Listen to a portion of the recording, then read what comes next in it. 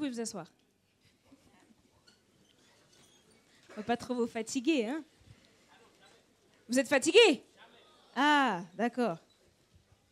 On va chanter avec force au numéro 504 de nos hymnes et louanges. Oh, quel beau jour, ou devant ta face. Nombreux comme le sable des plages.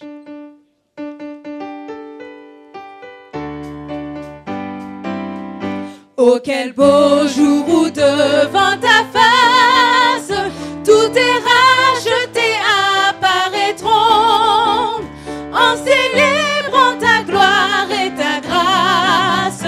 De leurs chants, les cieux retentiront.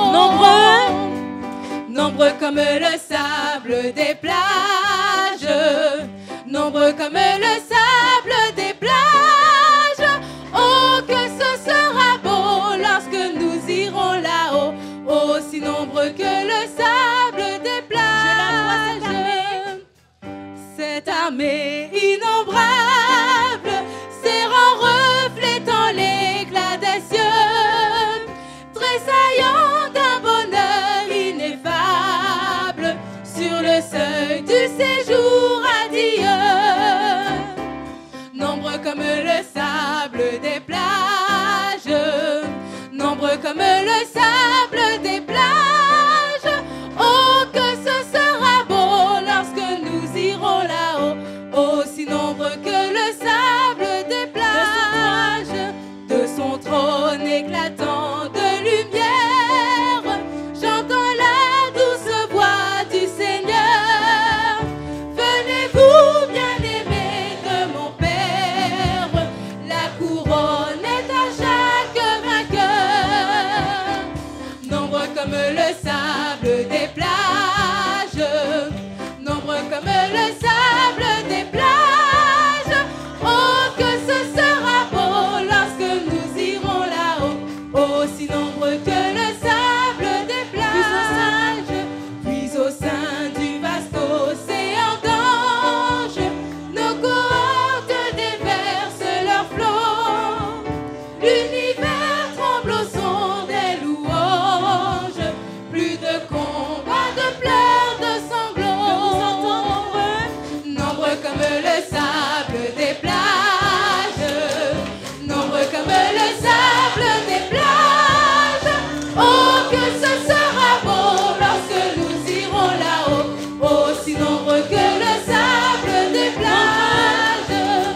Nombreux comme le sable des plages, nombreux comme le sable des plages. Oh, que ce sera beau lorsque nous irons là-haut, aussi nombreux que le sable des plages. Amen.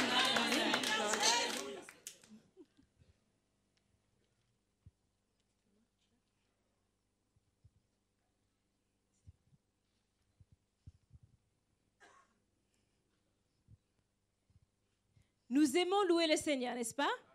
Ça s'entend.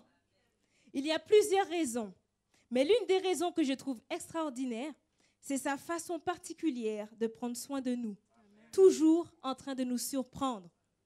Vous savez, quand nous sommes dans les difficultés, lorsqu'on s'écroule par les doutes, par les nombreuses difficultés, les tracas de la vie, les soucis, on ne sait plus où donner de la tête, n'est-ce pas?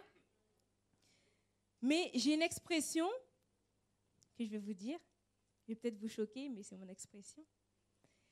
Je l'appelle la gifle de la fidélité. La gifle. Pourquoi la gifle? Parce que Dieu, il nous surprend tout le temps. C'est-à-dire qu'on est au milieu de nos difficultés et là, Dieu agit et met sa main. Et fidélité, pourquoi? Parce qu'il nous rappelle ainsi qu'il est toujours présent, toujours auprès de nous. Amen. Je vais vous lire le verset Deutéronome 7, le verset 9. Sache donc que c'est l'Éternel, ton Dieu, qui est Dieu. Ce Dieu fidèle garde son alliance et sa miséricorde jusqu'à la 1000e génération envers ceux qui l'aiment et qui gardent ses commandements. C'est l'occasion maintenant de témoigner notre fidélité à notre Dieu par cet acte de foi nos dîmes et nos offrandes. Je vais inviter du moins le service du diaconat à passer dans les rangs afin de recueillir nos dîmes et nos offrandes. Et nous chanterons avec joie et avec force. Remercions ensemble le Seigneur.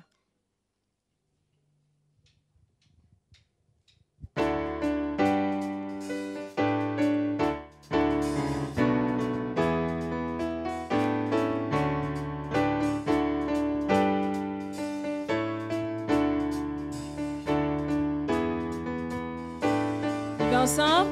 Remercions ensemble le Seigneur pour sa bonté et sa fidélité. Remercions ensemble le Seigneur pour sa bonté et sa fidélité. Car il est digne, digne d'être loué pour sa bonté, car il est digne, digne d'être adoré pour sa fidélité. Remercions ensemble. Remercions ensemble le Seigneur pour sa bonté et sa fidélité.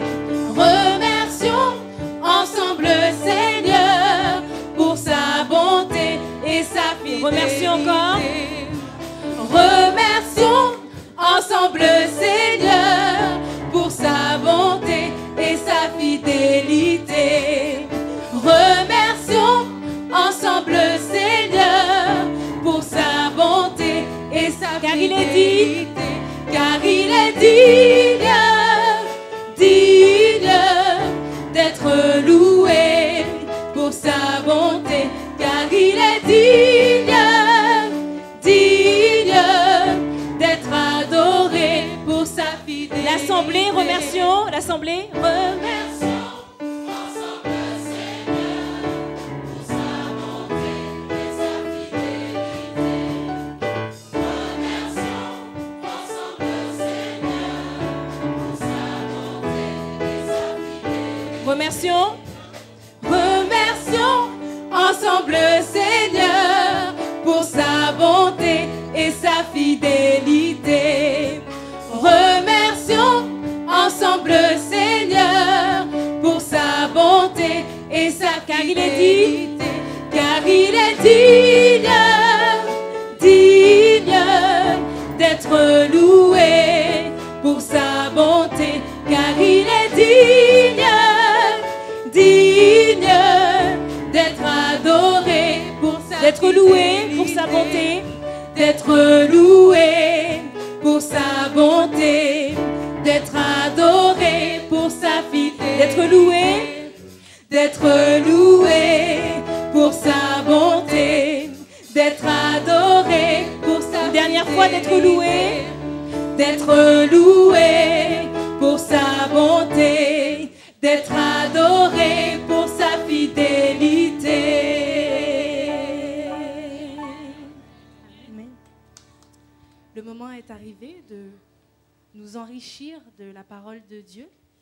Et je vous invite pour cela à vous mettre debout et de prendre vos Bibles.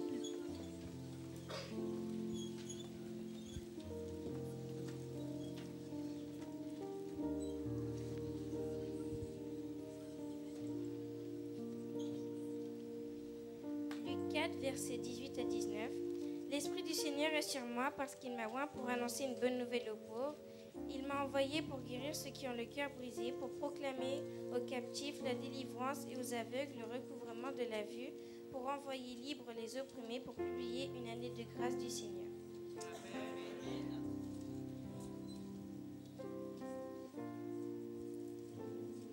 Saint-Esprit, descends sur nous.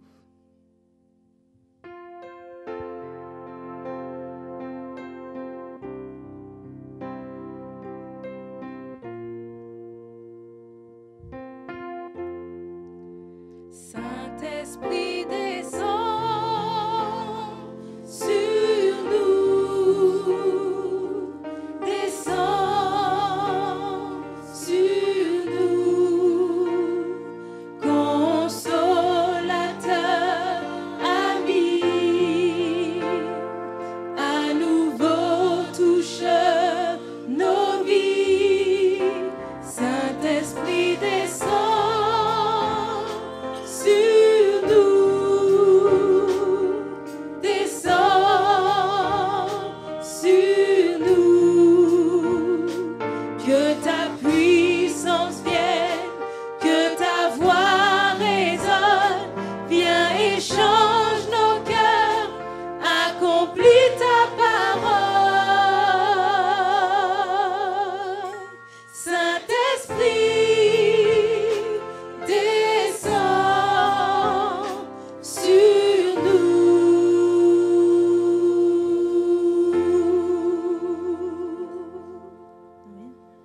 pouvez vous asseoir.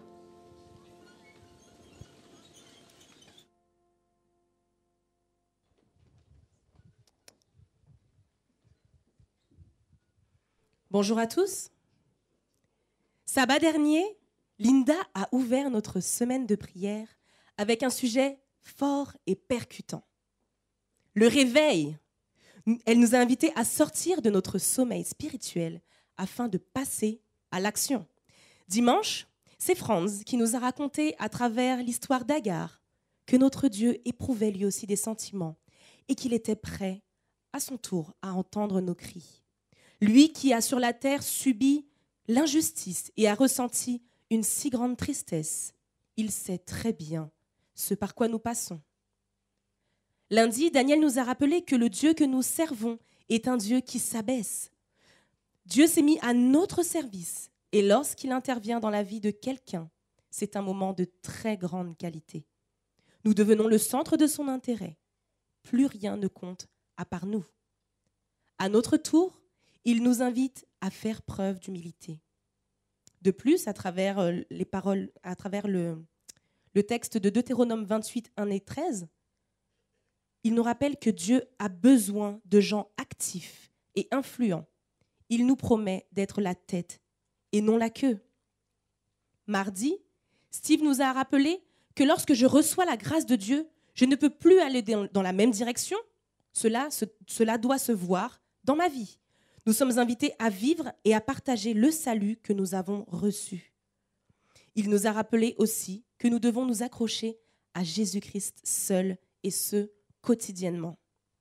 Mercredi, Élodie nous a raconté l'histoire du pasteur Michelet qui a aidé les Juifs à se cacher de l'Allemagne nazie et qui, par ses sermons et sa détermination, ont permis à des milliers d'autres hommes et femmes de vivre.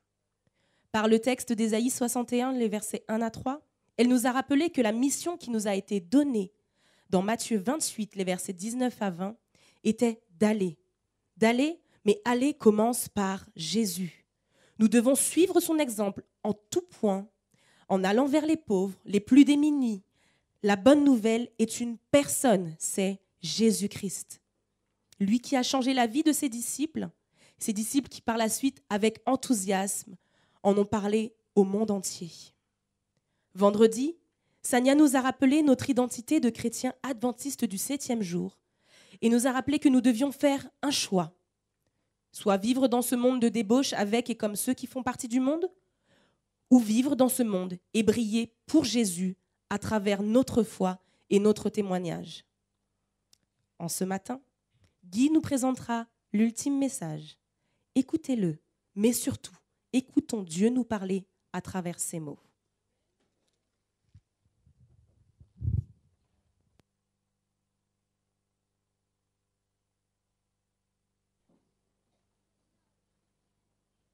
Bien le bonjour.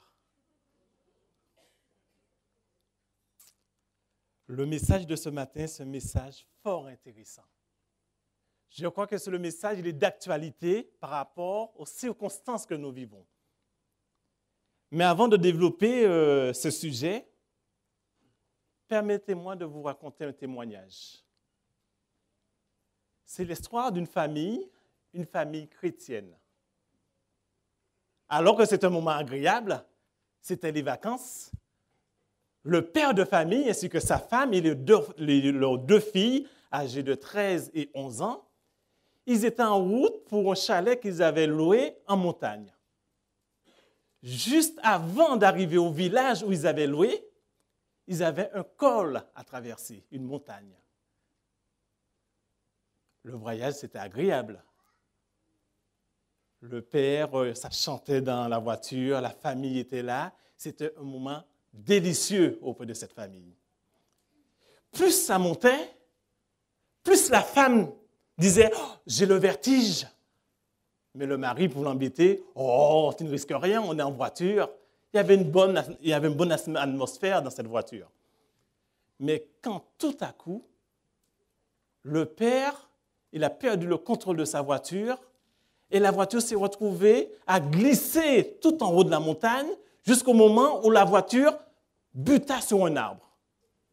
La voiture était en équilibre et là, à ce moment-là, quand le père regardait, c'était le vide. Vous ne pouvez pas imaginer le stress de cette famille. Les enfants se sont mis à hurler, hurler, papa, j'ai peur, papa. C'est là que surgit 4 hommes. On ne sait pas d'où ils sont sortis. Ces hommes sont venus, ils ont ouvert la porte de la voiture et ils ont sorti le père, la mère et les 2 filles. Une fois qu'ils se sont remis de leurs émotions, ils se sont dit, mais d'où ils sortent ces 4 hommes? C'est là que le père dit, mais certainement, ça devait être notre ange gardien. Ça devait être nos anges que Dieu a envoyés pour nous sauver. Tout au long de la Bible, il y a différentes histoires avec les anges. Vous connaissez certainement l'histoire de Daniel dans la fosse aux lions, où Dieu a fermé la gueule des lions. Vous connaissez aussi certainement l'histoire, après la chute dans le jardin d'Éden, quand Adam a dit Dieu, Seigneur, s'il te plaît, laisse-moi entrer dans le jardin d'Éden. Dieu a dit, il n'est pas question. Pour cela, Dieu a mis 2 anges pour garder le jardin d'Éden. Vous connaissez aussi l'histoire de Job qui était endormi, et là, que dans son rêve, il a vu des anges qui montaient et qui descendaient sur une échelle. Sur Jacob. Merci, vous suivez. Tout au long de la Bible, c'est rempli d'histoires d'anges. Ce matin, je veux vous parler de 3 anges. L'histoire des 3 anges de l'Apocalypse 14. Alors que le disciple que Jésus aimait, Jean, il regardait la montagne de Sion et il regardait le trône de Dieu. Autour de ce trône, il y avait 144 000 personnes qui étaient là. Et avec ces 144 000, il y avait aussi les 4 vieillards qui étaient là et qui chantaient un chant que personne ne pouvait chanter que ceux qui avaient l'occasion d'apprendre ce chant. Jean, il était là, il regardait cela, il regardait cette scène. Et à ce moment-là, il vit un autre ange qui volait en plein milieu du ciel. Cet ange avait un message, un évangile éternel à annoncer à la terre entière. Cet ange avait un évangile à annoncer à tout peuple, à toute tribu, à toute nation. Et cet ange criait d'une voix forte.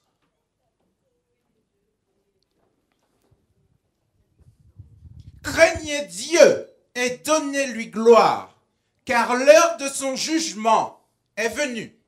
Adorez celui qui a fait le ciel, la terre, la mer et toutes les sources d'eau.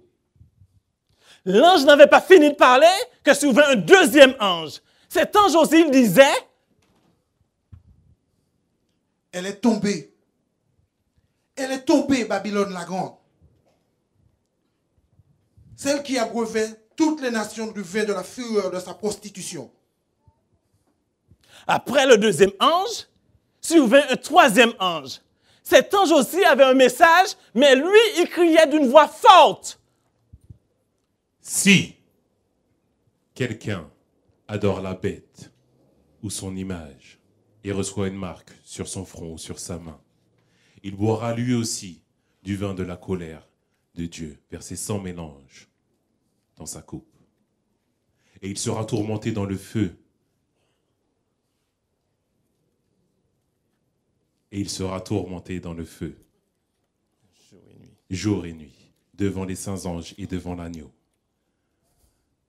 Et la fumée de leur tourment monte des siècles au siècle, et ils n'ont de repos ni jour ni nuit, ceux qui adorent la bête et son image, et quiconque reçoit la marque de son nom. C'est ici la persévérance des saints, qui gardent les commandements de Dieu et la foi de Jésus. La question qu'on pourrait se poser, pourquoi 3 anges? Est-ce qu'un ange n'était pas suffisant pour annoncer cet évangile? L'une des possibilités, je dis bien une des possibilités, est que c'est un procédé littéraire qui consiste à la façon dont on raconte une histoire, une vérité en 3 parties. Alors pour ceux qui sont à la fac ou au lycée, il y a la thèse, l'antithèse et la synthèse. Alors pour les plus petits, pour expliquer, la thèse, je pose. Le message du premier ange, Dieu crée. L'antithèse, il y a eu, elle est tombée. La chute. Et enfin, la synthèse, Dieu compose, Dieu recrée. Pour les plus petits, pour expliquer. Si je vous dis, les bonbons sont bons, là, je pose. Quelqu'un va s'opposer, va dire, les bonbons sont bons, mais ça donne des caries. Là, je pose, c'est l'antithèse. Là, maintenant, pour composer, quelqu'un d'autre va dire, les bonbons sont bons, et malheureusement, ça donne des caries. Cependant, si on se brosse les dents à chaque fois et qu'on n'en mange que de temps en temps, ça reste quelque chose de très bon. Et là, je compose. Permettez-moi de développer ce message avec vous ce matin. Nous allons commencer avec l'évangile du premier ange. Est-ce que tu peux nous redire, Maurice, ce que le premier ange, il dit? Craignez Dieu et donnez-lui gloire, car l'heure de son jugement est venue. Adorez celui qui a fait le ciel, la terre, la mer et les sources d'eau. Merci. Vous pouvez vous asseoir. L'ange nous appelle à adorer Dieu. Adorer celui qui a fait les cieux, la terre, la mer et les sources d'eau. Pourquoi Dieu a-t-il besoin de notre adoration? Est-ce que Dieu a besoin de notre adoration pour se sentir élevé? Dieu aime l'adoration parce que quand nous adorons Dieu, Dieu nous regarde et c'est une façon pour nous d'être élevés. Dieu, quand il dit d'adorer, quand il nous pousse à l'adoration, c'est pour nous pousser à être élevés, pour nous pousser à être en communion avec lui. Quand Dieu n'est pas là, c'est le néant, c'est le malheur qui tombe sur nous. Le message du premier ange, c'est un bon message. C'est un message qui nous dit que le Dieu créateur, il a parlé et les choses se sont réalisées. Dieu, il a pensé, il a dit et les choses se sont réalisées. Alors que dans ce message, on entend bien, c'est une bonne nouvelle, adorer Dieu, mais là aussi, il parle de jugement. L'heure de son jugement est venue. De quel jugement il parle là, quand il dit l'heure de son jugement est venue? Alors là, il y a un mot que tout petit, j'ai entendu à l'église adventiste. On parle du jugement investigatif. Qu'est-ce que ça veut dire, un jugement investigatif? Parce que nous connaissons dans Apocalypse 22, il nous dit qu'il y aura le jugement dernier qui va concerner la seconde résurrection. Alors que là, le message du premier ange, c'est un jugement investigatif. Alors, c'est quoi un investigateur? Un investigateur, c'est quelqu'un qu'on donne une mission, qu'on donne d'aller enquêter et regarder ce qui se passe. Donc, pour faire court, les 2300 soirs qui s'est passé, qui représentaient un temps, des temps et la moitié d'un temps, Jésus-Christ s'est passé du lieu saint au lieu très saint, où là, il intercède. Mais à ce moment-là aussi, puisque Jésus-Christ, il est dans le lieu très saint, là a commencé le jugement investigatif. Mais est-ce que ce jugement doit nous faire peur? Ce jugement, c'est une très bonne nouvelle pour ceux qui craignent Dieu. Je dis bien, ce jugement-là, c'est une très bonne nouvelle seulement pour ceux qui craignent Dieu. Parce que dans ce jugement-là, ce que Dieu est en train de faire, Dieu a ouvert son livre et Dieu est en train de tout noter. Tout ce que vous faites, c'est écrit. Vous allez me dire que ça procure une certaine peur, une certaine crainte. Mais dans ce jugement-là, ce jugement investigatif, c'est quelque chose qui est extraordinaire pour nous parce que ça signifie que tout simplement, le ciel entier s'intéresse à nous. Ce jugement aussi signifie que le Dieu tient compte de nos choix. Tout ce que nous faisons, on n'est pas seul pour dire que je fais ça parce que j'ai envie de le faire. Je le fais parce que tout simplement, je sais que Dieu me regarde. Et tout ce que je peux faire, c'est que je dois le faire avec joie et avec crainte. Des fois, parfois, on subit l'injustice. Parfois, quand on est au travail, on est de ceux qui sont réguliers, qui sont acharnés à notre travail. Et puis, il y a toujours quelqu'un qui est injuste, qui récolte les mérites. Quelque part, on a envie de dire que ce n'est pas juste ça. On a envie de crier pour dire, Seigneur, qu'est-ce que tu fais? Mais dans ce jugement investigatif, Dieu a vu, Dieu a noté, a dit, c'est bien ça. Tu ne vas pas revendiquer, tu ne vas pas te mettre en colère, mais j'ai vu. Quand parfois on est accusé injustement quand on est plus petit, les bourgeons, qu'on nous accuse d'avoir volé un bonbon ou autre chose, alors que Dieu, il a vu que c'est pas le petit bourgeon qui a volé ça. Dieu a noté cela. Ça devient une très bonne nouvelle pour nous, pour le peuple de Dieu. Ce jugement-là, c'est un jugement de bonne nouvelle pour nous. De ce jugement aussi, cela veut dire qu'il existe un ordre moral. L'ordre moral, notre relation avec Christ ne peut rester verbale. Elle affecte toute notre conduite. Tout ce qu'on fait, c'est poussé par le Saint-Esprit. Le hasard devant Dieu n'existe pas. Quand Dieu dit craignez Dieu et donnez-lui gloire, ça veut dire qu'il y a les projecteurs qui sont là. Qu'est-ce que vous faites? L'heure du jugement est venue, adorez celui qui a fait la terre, le ciel et les sources d'eau. Ça reste une très bonne nouvelle pour nous, ce jugement que Dieu dit. Le message du premier ange, comme je vous l'ai dit, Dieu a créé. Et quand Dieu a créé, c'était comment?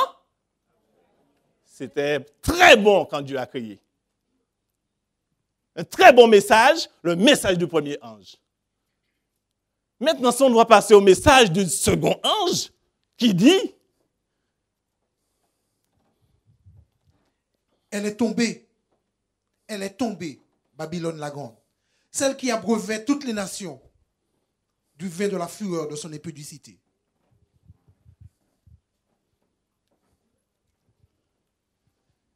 Elle est tombée, la grande Babylone, elle a fait boire le vin de sa terrible immoralité. Je vous ai parlé de la thèse. Tout est bon. L'antithèse, il y a une chute. Elle tombe, Babylone. C'est qui Babylone? Babylone vient du terme Babel. Babel qui veut dire confusion.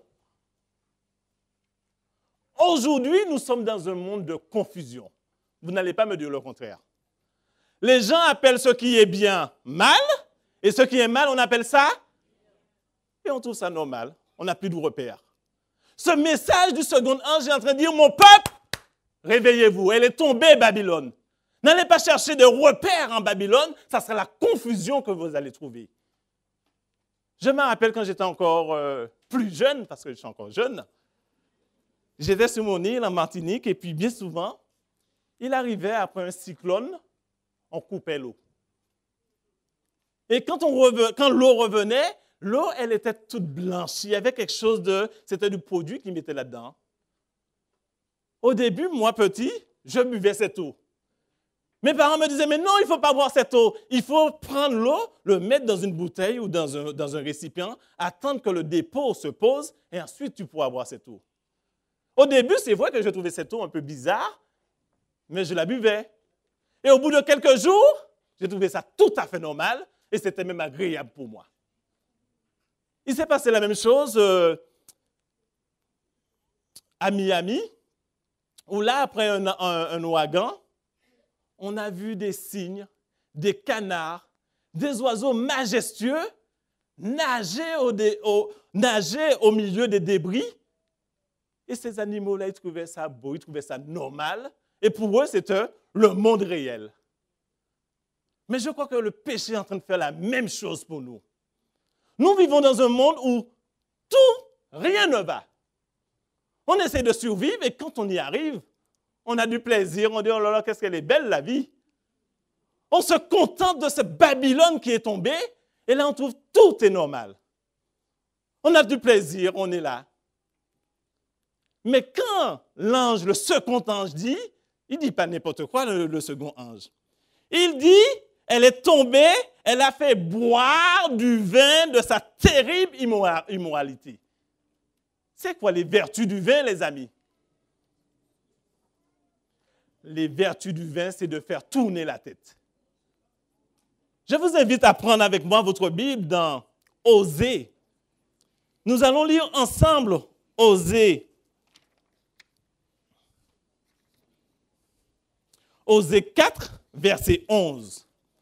Alors, Osée se trouve parmi les petits prophètes. Si vous trouvez Daniel, où habite Daniel, Osée habite pas loin de Daniel. Après Daniel, il y a Ézéchiel, Daniel, Osée. Et si vous voyez Amos, vous retournez un peu. Osée 4, verset 11.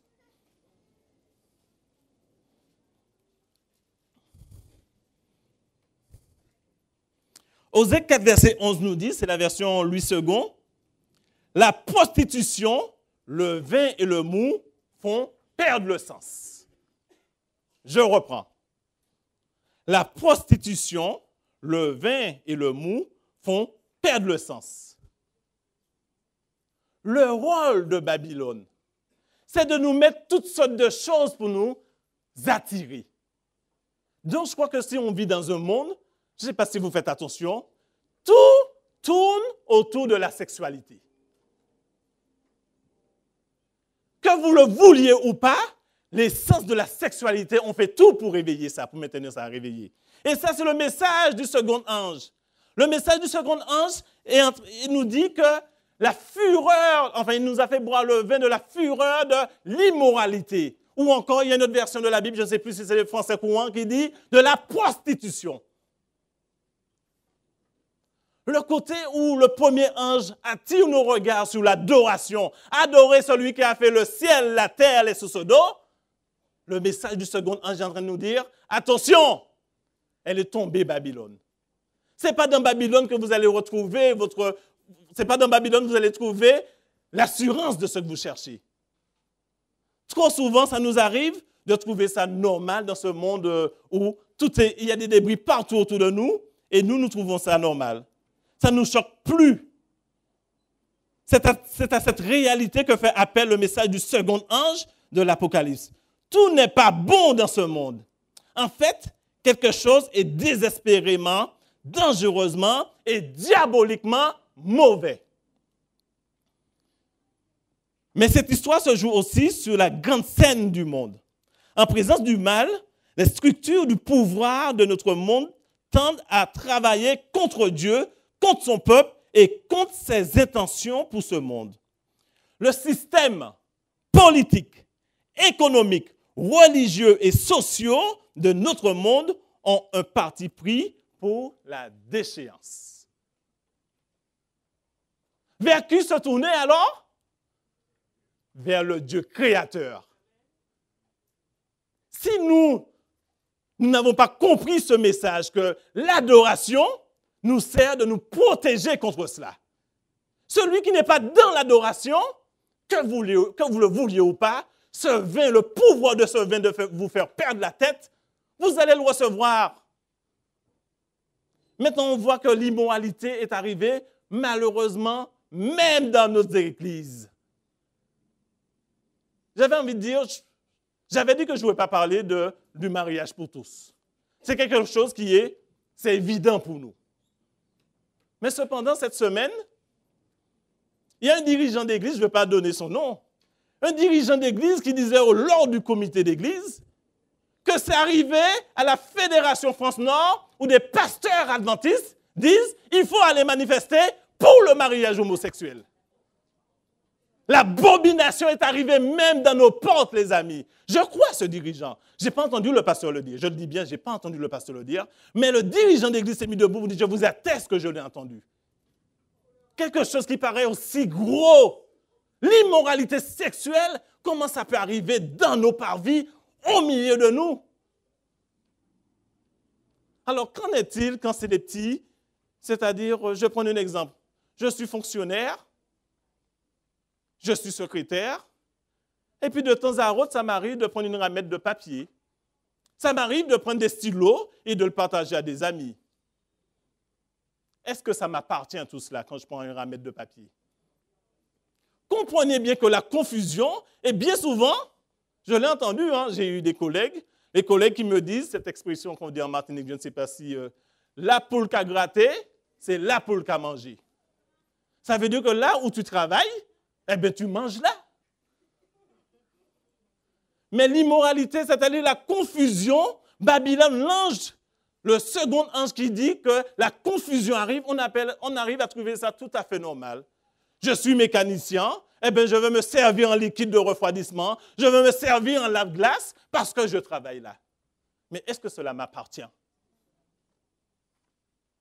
Je crois que ce message du deuxième ange nous pousse à garder cette pureté.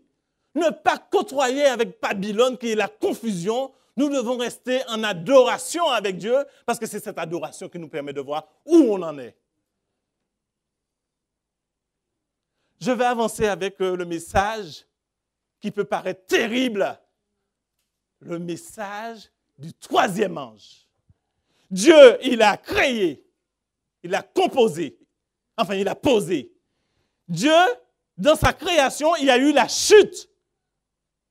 Là maintenant, le message du troisième ange, Dieu recrée. Mais vous allez me dire d'où vous entendez la recréation. Si quelqu'un adore la bête et son image et reçoit une marque sur son front ou sur sa main, il boira lui aussi du vin de la fureur de Dieu versé sans mélange dans la coupe de sa colère.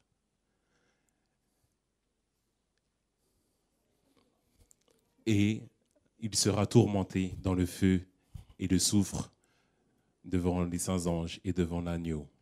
Et la fumée de ses tourments monte de siècle en siècle, et il n'aura de repos ni jour ni nuit. Celui qui adore la bête ou son image et quiconque reçoit la marque de son nom. C'est ici la persévérance des saints, de ceux qui gardent les commandements de Dieu et la foi de Jésus. Merci Stéphane. S'il y a quelque chose que vous devez entendre dans ce message, c'est si. Retenez bien cela. Si quelqu'un adore la bête et son image et reçoit la marque sous son front ou sous sa main, malheur à cette personne-là. Donc, si ce n'est pas le cas pour le peuple de Dieu, c'est quoi? C'est une bonne nouvelle qui nous attend. Maintenant, je crois que ça serait bien de détailler parce que l'ange nous parle avec pas mal de symboles. Si quelqu'un adore la bête, mais je n'ai pas de bête chez moi, je n'aime pas les bêtes, je n'ai pas à adorer une bête. De quoi il s'agit quand l'ange dit que celui qui adore la bête est son image? C'est qui la bête?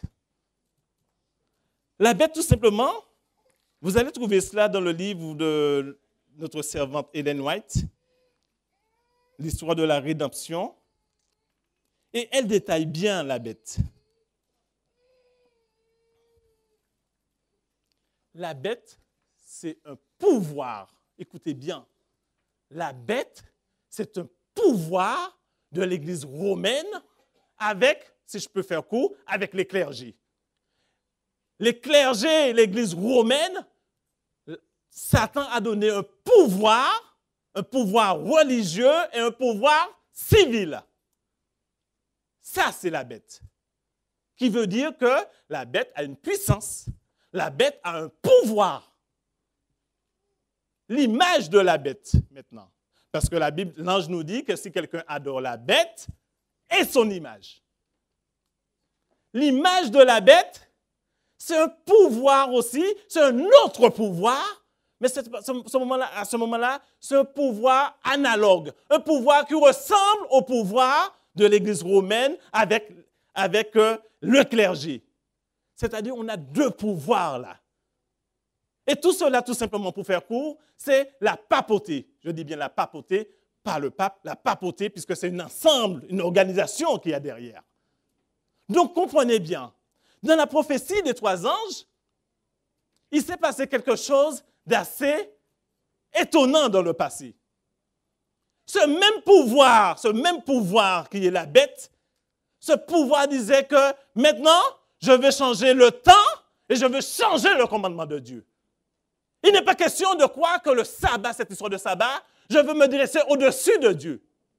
Alors que Dieu a tout fait pour préserver sa loi. Dieu a mis sa loi dans un coffre de l'Alliance. Dieu a recouvert sa loi avec le propitiatoire. Et sur le propitiatoire, il y avait 2 chérubins. Quand il y a 2 chérubins de l'Éternel, quand Dieu prend soin de protéger sa loi, dites-moi qui peut aller oser toucher la loi de l'Éternel? Si moi je dis aux 2 robustes, Stéphane et José, empêchez-moi d'aller là, et si eux, je peux essayer, jamais je vais y arriver, parce qu'ils ont reçu une mission de protéger la chaise. Que ce soit le moyen que je veux prendre, jamais je pourrai y aller. Dieu a fait, merci mes frères, Dieu a fait la même chose pour sa loi. Dieu a protégé sa loi. Cependant, cette puissance de la bête a dit, non, je veux me dresser au-dessus de Dieu. Ils n'ont pas réussi d'aller toucher la loi que Dieu a gravée de ses doigts. Puisque la Bible nous dit que le sanctuaire que Dieu a permis à Moïse de voir, c'était une ressemblance exactement de ce qui était dans le ciel.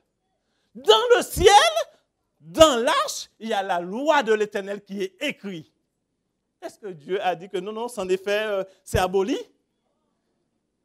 Dieu n'a pas touché cette loi, les amis. Satan veut tout faire pour faire changer cette loi. Il a commencé pour dire, la loi est abolie. Mais tout compte fait en réfléchissant, mais si la loi est abolie, ça veut dire que je peux tuer, je peux commettre l'adultère, je peux ne pas honorer mes parents. Mais non, ça ne tient pas la route. Ils ont tout fait.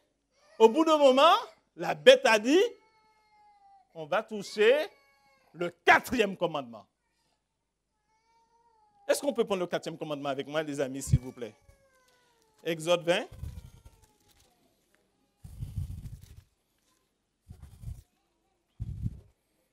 Exode 20, à partir du verset 8.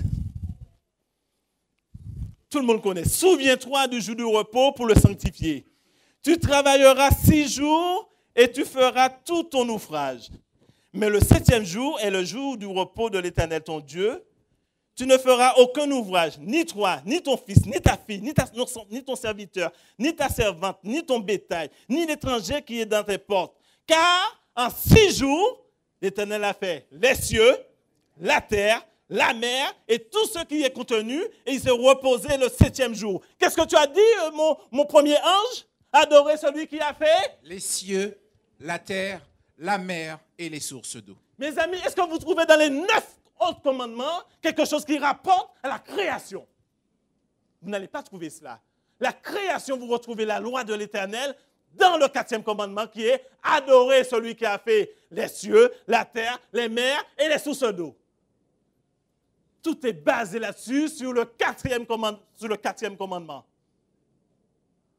Là maintenant, la bête a dit non, puisqu'elle a un pouvoir religieux.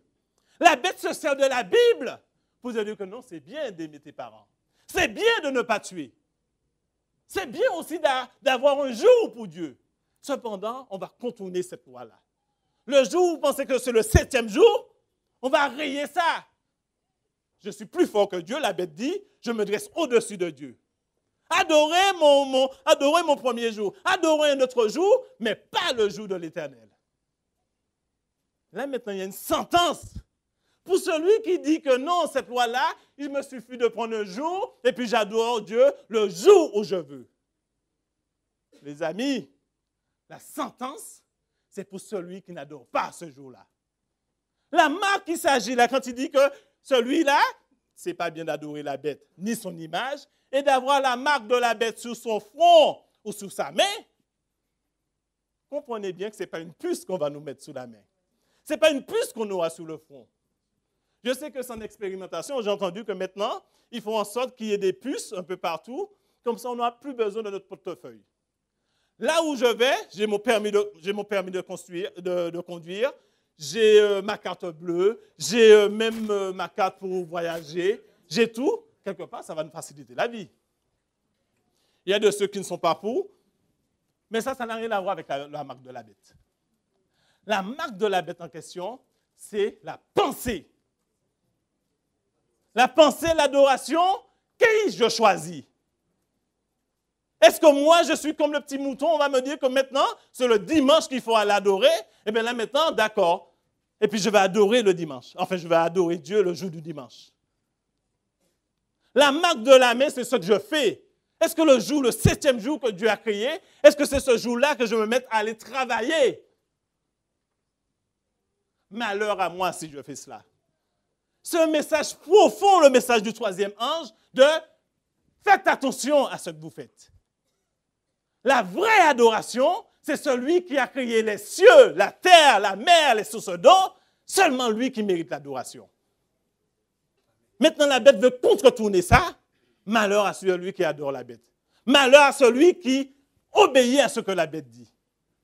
Maintenant, je crois que le message des 3 anges, c'est le plus bon message qu'on peut retrouver dans la Bible. Je crois que c'est qui disait ça pendant la semaine. Il disait que si on est des héros, c'est Élodie qui disait ça. Il disait que si la population, on sait qu'il y a eu un virus, et puis tout le monde est malade, et j'ai l'antidote, est-ce que je vais garder ça dans la poche et puis je vais rien dire? Nous savons comment ça va se terminer. Et nous sommes là-dedans dans ce temps. Le temps de la fin, c'est la confusion. Le temps de la fin, on nous montre que le sabbat, ce n'est pas trop important. Mais le message des 3 anges, c'est de nous rappeler, attention, vous avez un message à annoncer. Attention au peuple qui craignait Dieu. Ne vous détournez pas de Dieu. Dans l'adoration, il y a la protection de Dieu. Dans l'adoration, il y a une puissance dans l'adoration. Maintenant, comment on peut aller adorer Dieu si on ne croit pas aux 3 messages? Les amis, je crois que Élie nous a lu le texte de base aussi. Élie n'était pas prête, c'est la surprise que je te fais. Est-ce que tu veux bien venir nous relire, s'il te plaît? Viens lire dans ma Bible, si tu veux bien. Luc 4, verset 18 à 19. Vas-y, Élie, comme on a fait. L'Esprit du Seigneur est sur moi parce qu'il m'a oint pour annoncer une bonne nouvelle aux pauvres. Il m'a envoyé pour guérir ceux qui ont le cœur brisé, pour proclamer aux captifs la délivrance et aux aveugles le recouvrement de la vue, pour envoyer libres les opprimés, pour publier une année de grâce au Seigneur. Merci, Élie. Dans l'adoration, l'Esprit du Seigneur dit genre. C'est Jésus qui parle, il prend la prophétie de le livre d'Ésaïe, et là il dit l'Esprit du Seigneur est sur nous. Quand cet Esprit est sur nous, il n'est pas question qu'on soit captif.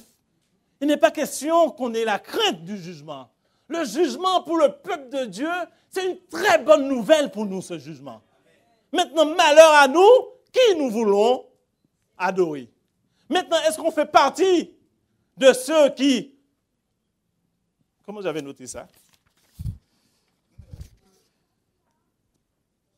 Est-ce que nous faisons partie de ceux qui voulons recréer, aider Dieu, recréer ce que la chute a provoqué, ou est-ce que nous faisons partie qui nous continuons à détruire? C'est à nous maintenant de nous positionner. Est-ce que nous voulons adorer ce Dieu créateur ou tout simplement nous incliner devant la bête? Je crois que c'est important encore pour nous d'entendre ces 3 messages, messieurs.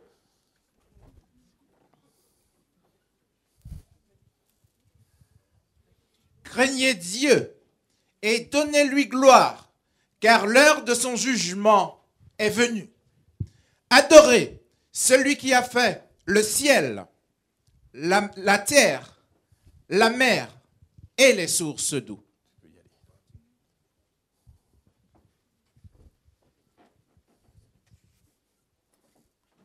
Elle est tombée, Babylone la grande. Celle qui abreuvait toutes les nations du vin de la fureur de sa prostitution. Si quelqu'un adore la bête et son image et reçoit une marque sur son front ou sur sa main, il boira lui aussi du vin de la fureur de l'Éternel versé sans mélange dans sa coupe. Et il sera tourmenté dans le feu et le soufre devant les saints anges et devant l'agneau. Et la fumée de leur tourment monte de siècle en siècle. Et ils n'ont de repos ni jour ni nuit, ceux qui adorent la bête et son image, et quiconque reçoit la marque de son nom. C'est ici la persévérance des saints qui gardent les commandements de Dieu et la foi de Jésus. La persévérance de Dieu, c'est de garder le commandement de Dieu. La persévérance des saints, c'est tout simplement être à l'abri du Très-Haut. Ce jugement-là, le peuple de Dieu, nous n'avons pas à avoir peur de ce jugement. Je voudrais tout simplement vous inciter, vous encourager à faire le bon choix. Je crois que le vin de la fureur de l'impudicité, c'est tout ce qui est facile à nos yeux. C'est tout ce qui est agréable pour nous. C'est là où il y a du plaisir. C'est là où il y a de l'extase. Mais ce chemin-là mène à boire la coupe de la fureur de Dieu sans mélange. Ça veut dire que Dieu n'aura pas pitié de détruire le mal. Si ce mal est en nous, n'allez pas compter sur la compassion de Dieu à ce moment-là. S'il y a un moment où Dieu a compassion de nous, c'est là maintenant ça se joue. L'heure du jugement est venue maintenant, c'est à nous de choisir. Choisissez qui vous voulez adorer. La bête ou le Dieu, celui qui a créé les cieux et la terre. J'aimerais vraiment que vous puissiez prendre ce choix de choisir Dieu créateur, le Dieu créateur. Le Dieu créateur, ce n'est pas une fumée qui nous montre. Le Dieu créateur, il veut notre bonheur. Il a un projet de bonheur pour nous. C'est une vie éternelle qu'il a pour nous. Faites ce choix, les amis. Faites ce choix de choisir le Dieu créateur. Ceux qui ont fait ce choix, seulement ceux qui ont fait ce choix, je voudrais juste prier avec vous. Que Dieu vous aide à être épargnés de ce vin de l'impudicité. Que Dieu vous aide à ne pas regarder le plaisir, tout ce qui peut nous attirer, mais que nous puissions rester fidèles au Dieu créateur. Je vous invite à vous mettre debout, ceux qui le veulent bien, et je vais prier dans ce sens.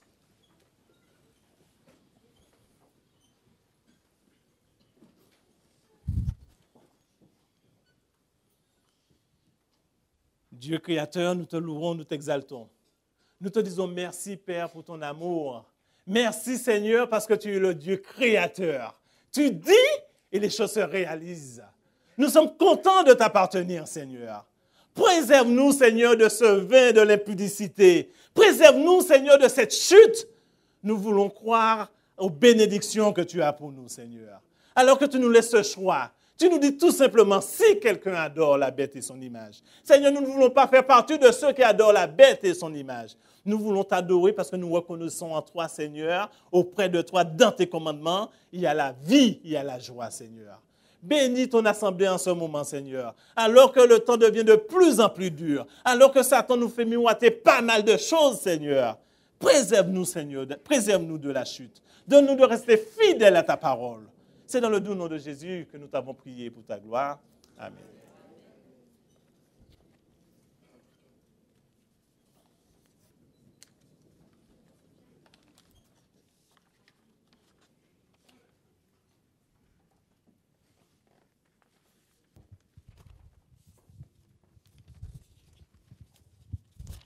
Comme nous l'a dit Guy, à l'heure où nous vivons dans un monde de confusion, Dieu, à travers le message des 3 anges, nous laisse une espérance où il souhaite composer avec nous.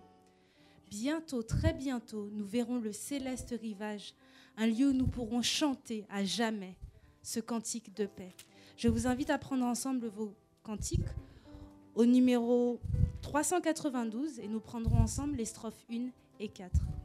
De Canaan, quand verrons-nous le céleste rivage ?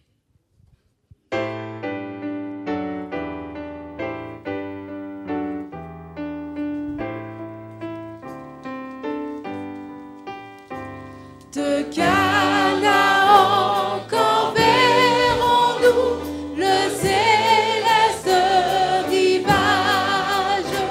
Vers le Jourdain, entendez-vous, Christ nous appelle tous.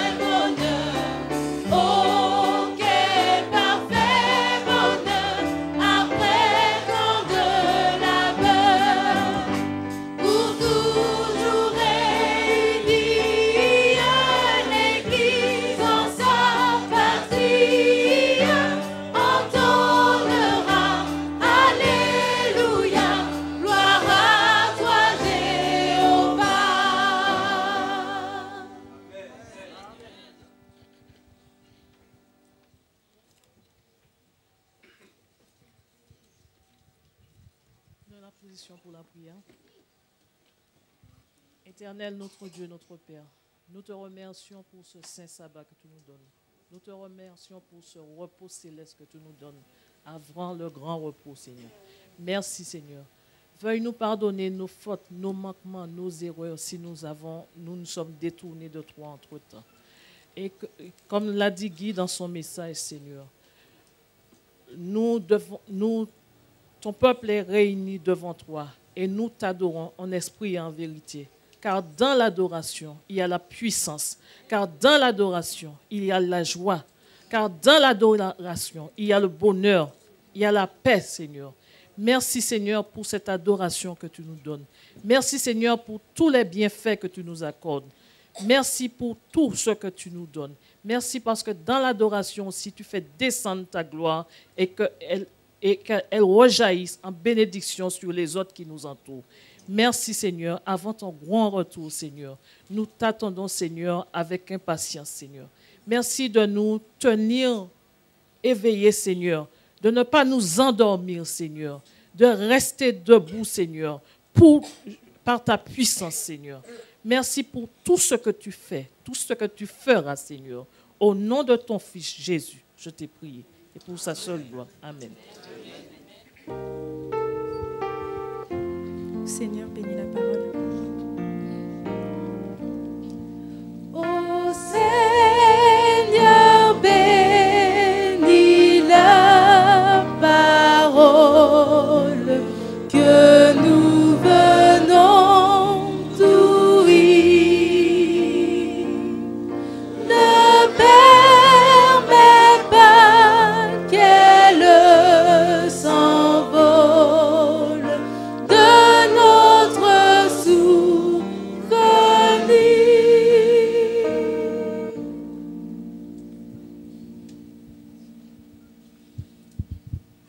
Recevons la bénédiction. Que l'Éternel te bénisse et qu'il te garde. Que l'Éternel fasse luire sa face sur toi et qu'il t'accorde sa grâce. Que l'Éternel tourne sa face vers toi et qu'il te donne la paix. Allons en paix.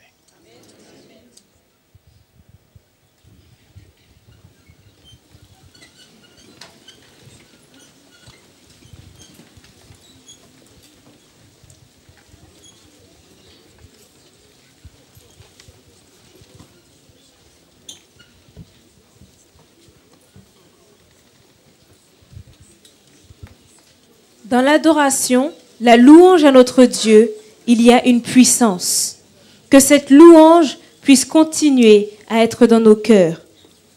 Car la présence de Dieu dans nos vies met dans nos cœurs ces chants de louange et d'allégresse. Si cette semaine les difficultés semblent nous accabler, parcourons les psaumes de David et je suis certaine que nous allons nous souvenir des nombreux bienfaits que Dieu a eu envers nous dans le passé et qu'il le fera encore et encore jusqu'à son retour. Je vous invite à chanter avec joie « Béni soit le nom du Seigneur ».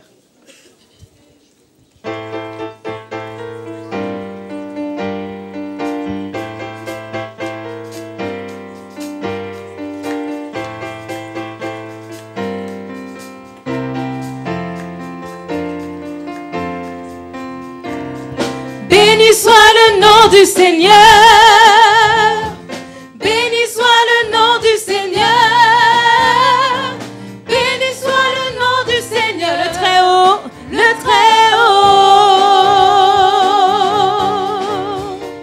Béni soit le nom du Seigneur. Béni soit le nom du Seigneur. Béni soit le nom du Seigneur. Le très haut. Béni soit. Béni soit le nom du Seigneur. Béni soit le nom du Seigneur. Béni soit le nom du Seigneur. Le très haut. Béni soit le nom du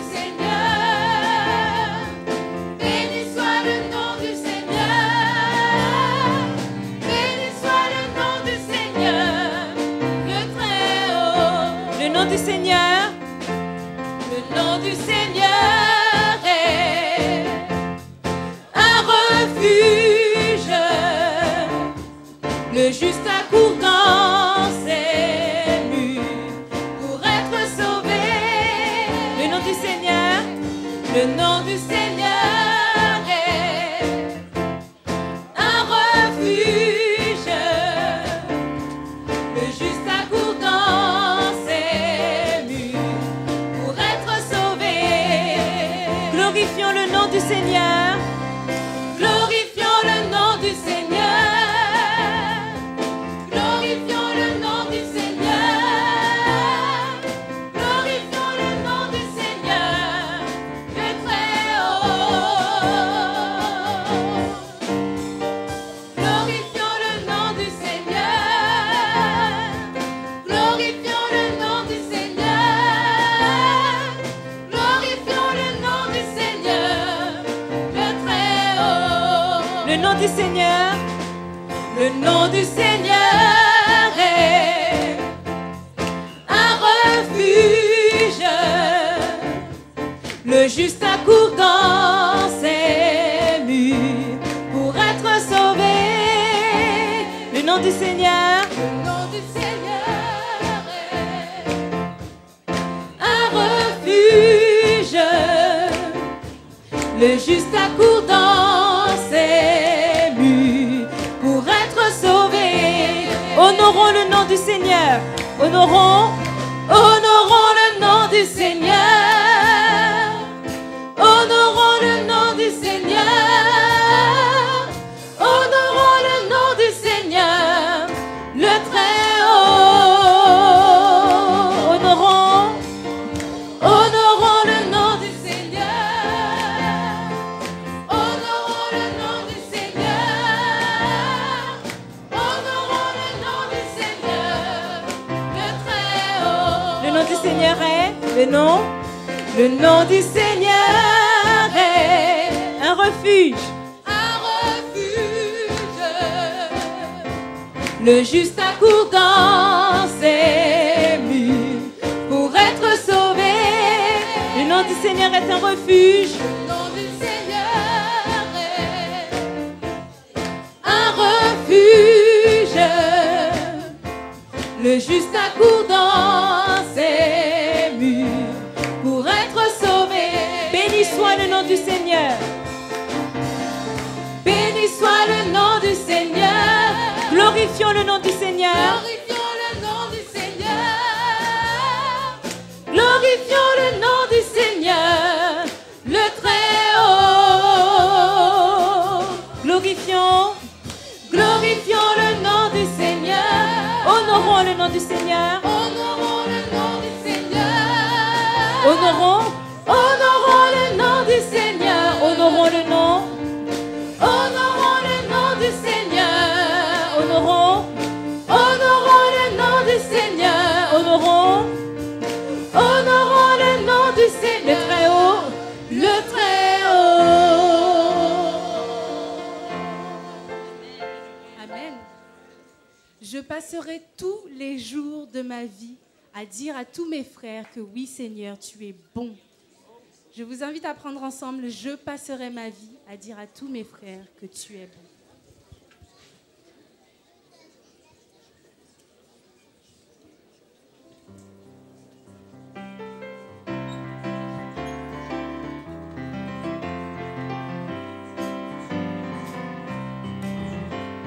Je passerai ma vie à dire à tous mes frères que tu es bon. Oui, je passerai ma vie à dire à tous mes frères que tu es bon. Je passerai ma vie.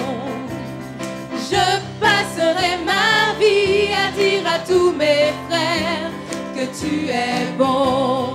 Oui, je passerai ma vie à dire à tous mes frères que tu es bon. Oh, donne à mon cœur. Oh, donne à mon cœur le rythme de ta joie. Oh Seigneur, avec moi. Oh, donne à ma joie le rythme de ton cœur.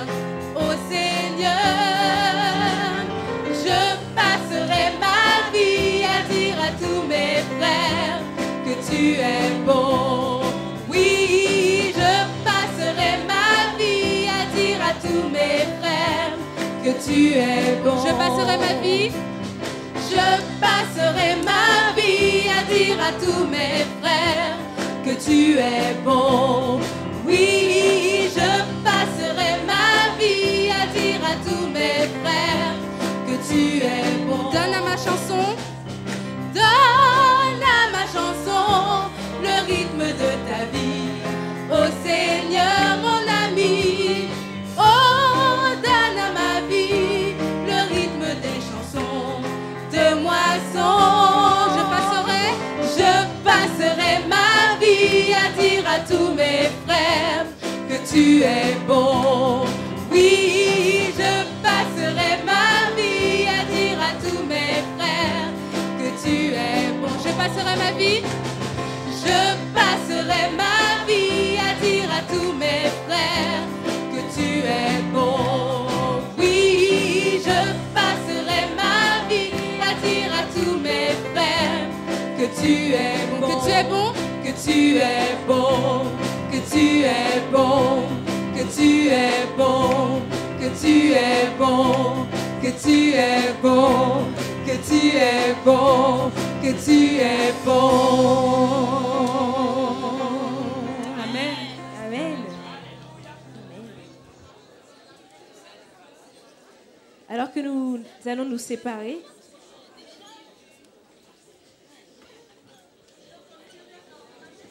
nous allons chanter ensemble « Sois un écho de son amour et de sa grâce le long de tes jours ».